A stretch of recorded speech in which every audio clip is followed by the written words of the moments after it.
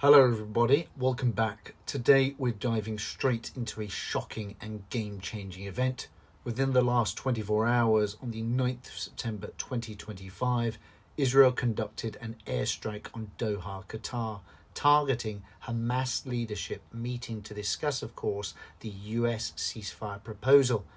Now, Qatar is a close US ally and a regional mediator, and so this event has triggered global repercussions. We're going to talk about that and how it affects China. Okay, so before we start properly, I want to say that my sort of prayers and thoughts go out to everyone in Qatar and around the Middle East. It's really awful what's been happening there and has been for quite some time. And it's even more shocking because, of course, that was ceasefire talks that were bombed. But what I want to do now is talk about my hypothesis. I'm going to talk about China because I think people come to my channel for China insights, really. And you can get news anywhere, but I thought it was important to give that introduction to tell people what we know so far and what I know so far. But here I'm now going to give a hypothesis, something that I think potentially could happen in the future and is related to what's just happened in Qatar and what's happened really over the last 10 plus years, both in the Middle East and around the world, and how that affects China. Forgive me guys, I've been watching a lot of Sarah Payne recently, so I'm going to give my sort of argument, what I think could happen in the future, and then perhaps I'll give a rebuttal to myself, perhaps. So here goes.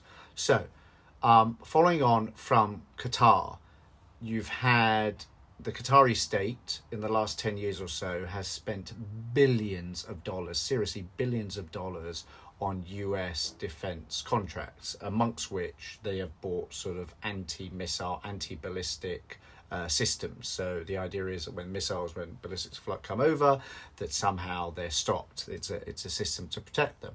The Israelis are very good at building those as well. And so apparently are the Americans. So the Qataris have spent billions of dollars on that system. And yet, despite spending billions of dollars on those systems, a missile strike, ballistics, have entered into their airspace and destroyed buildings, killed people in Doha.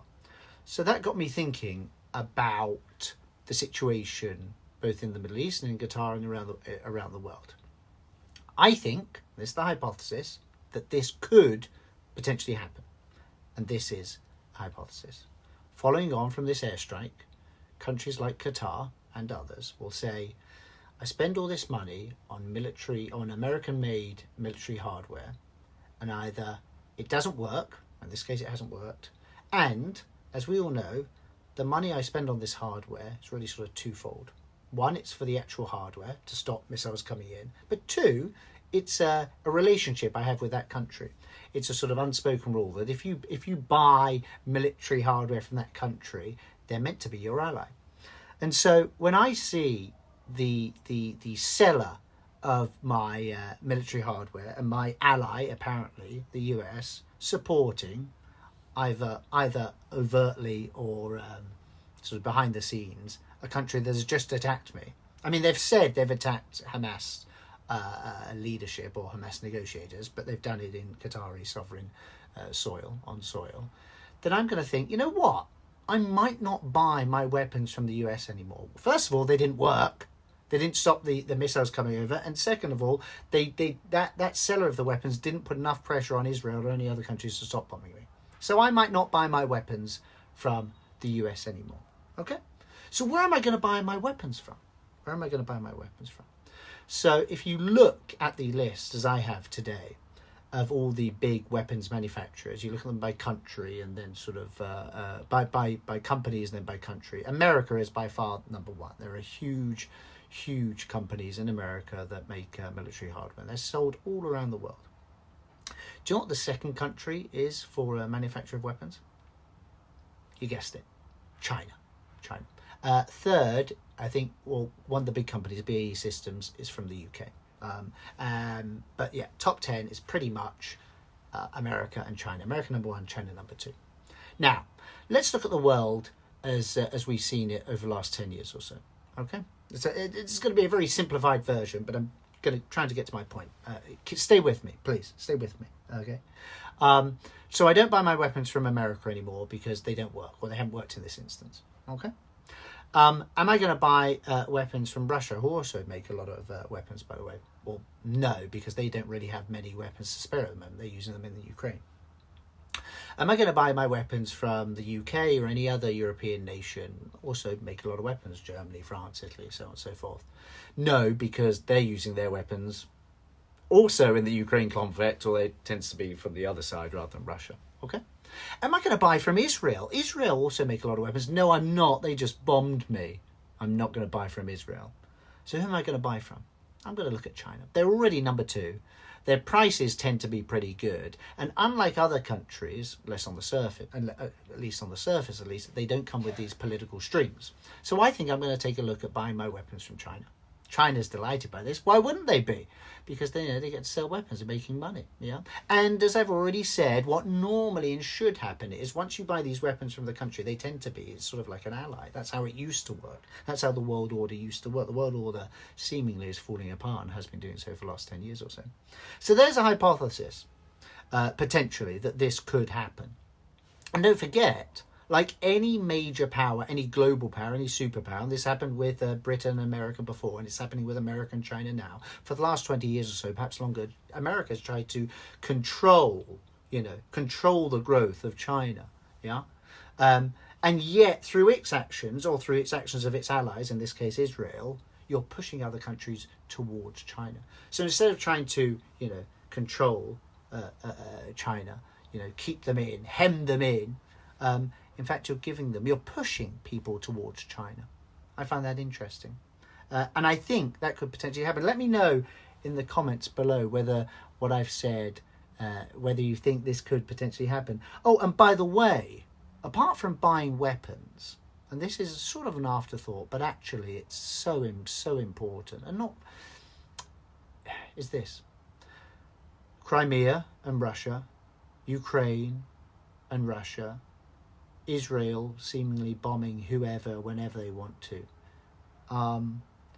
People, it's shocking at the beginning, isn't it? It's shocking at the beginning when you see these images on the news.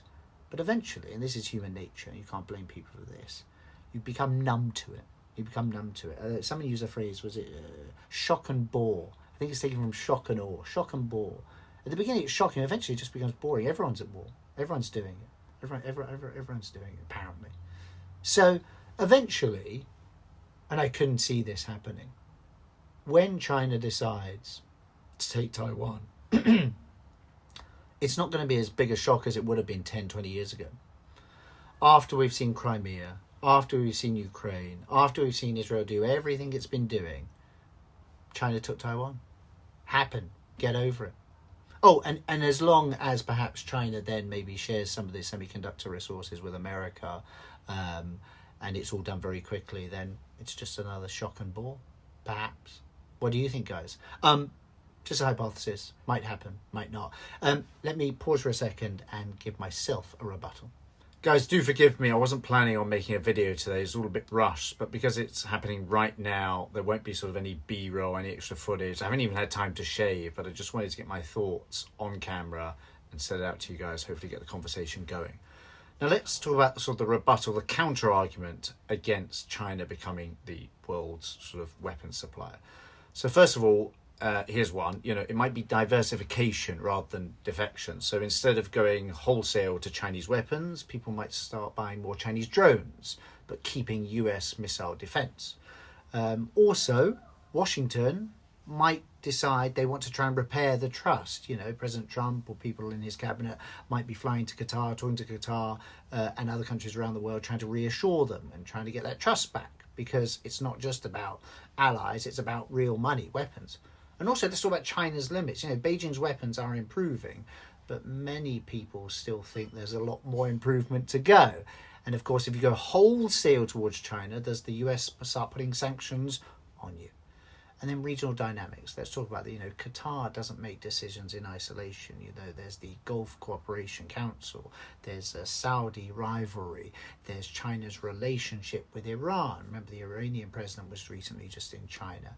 And let's talk about this. Let's talk about a sort of almost like a monopoly. The world's arms sales, I think I read it, 40% come from America. So even if there is a change, it's going to be a slow, gradual change. You can't just go from one supplier to another overnight. It's going to be a gradual one. But I still think it could happen. But I wanted to give you sort of the counter argument. Now let's make a counter argument, a rebuttal to the war fatigue or the lack of shock factor in regards to Taiwan. First of all, and this sounds awful, but it's true, Taiwan is different from Crimea or Gaza.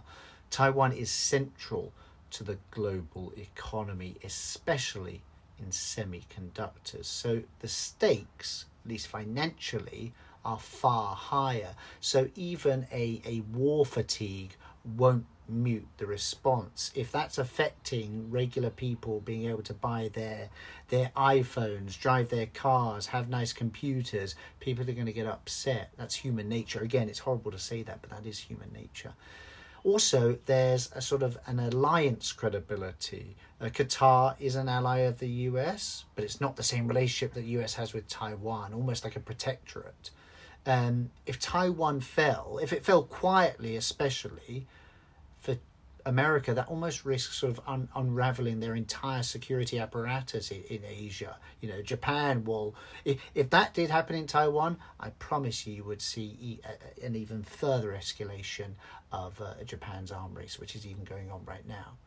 And let's talk about an escalation risk. You know, China moving on Taiwan, as I've already said, Japan would certainly increase its investment in its defense budget. But would Japan get involved? You know, would another Asia player? We don't talk about this country in terms of the Asia sphere of influence, but it's really, really important. Australia. Does Australia get involved? Does NATO get involved? I'm just putting those things out as, you know, a counter argument. But actually, in the last 10 years, have we seen any other country get involved in Crimea? Have we seen anyone oppose Israel? Really? Yeah. But with Taiwan, it could be different. Really could be different. Let's talk about sanctions. Does any country want to risk sanctions? I think years ago, sanctions seemed to do a good job. Could they do a good job again? Have they done a good job against Russia? People inside Russia don't seem to think so. I just had a friend come out of Russia saying things in Moscow, in major cities, just seem like normal. Chinese cars everywhere. Investment everywhere. Things apparently you can't tell there's a war going on in Ukraine. So do sanctions make a big difference? Would sanctions on China make a big difference? Have we seen this trade war, this tariff war, have a huge effect on China? I've made a lot of videos about that.